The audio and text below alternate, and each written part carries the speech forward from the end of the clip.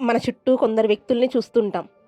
వారికి ఏ చిన్న కష్టం వచ్చినా లేదా ఏమీ జరగకపోయినా సరే ఎప్పుడూ ఏదో ఒక విషయంలో ఏడుస్తూనే ఉంటారు.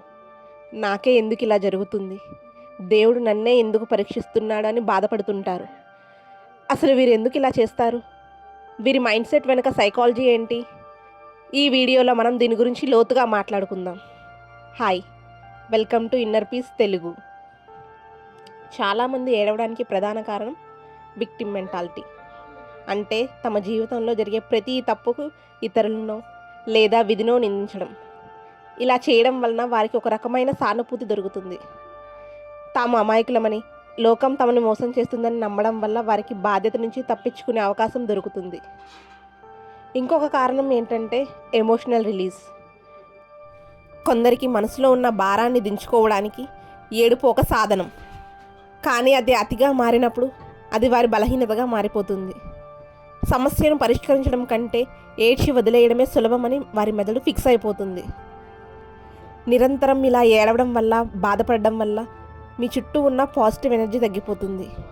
ఎప్పుడూ ఏడ్చే వ్యక్తి పక్కన ఉండడానికి కూడా ఎవ్వరూ ఇష్టపడరు. మీరు ఏడ్చిన ప్రతిసారి మీ అంతరాత్మకు మీరు నేను బలహీనుడనే సిగ్నల్ పంపిస్తున్నారు. ఏడ్చే కళ్ళతో అవకాశాలని చూడలేం.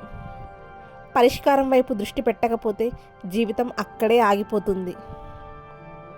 మిత్రులారా, కన్నీళ్లు మీ కష్టాన్ని తగ్గించవు, కేవలం మీ కంటి చూపును మసకపారుస్తాయి. మీ జీవితానికి మీరే బాధ్యులు. పరిస్థితిని మార్చలేనప్పుడు మీ ఆలోచన విధానాన్ని మార్చుకోండి. మీ దగ్గర లేని దాని గురించి ఏడవడం మానేసి ఉన్నదాని గురించి సంతోషించడం మొదలుపెట్టండి. సమస్య వచ్చినప్పుడు ఏడవడం వల్ల పరిష్కారం దొరకదు. దీన్ని ఎలా ఎదుర్కోవాలి అని ఆలోచించి అడుగు ముందుకు వేయండి.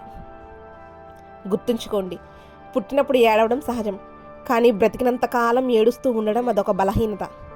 మీ కన్నీళ్లను తుడిచే చేతి కంటే మీ కష్టాన్ని ఎదుర్కోవడానికి బిగించే పిడికిలికి ఎక్కువ శక్తి ఉంటుంది.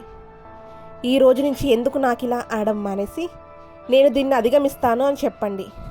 ఈ వీడియో కనుక మీకు నచ్చితే లైక్ చేయండి, మీ స్నేహితులతో షేర్ చేయండి. మళ్ళీ ఇంకో వీడియోతో కలుద్దాం.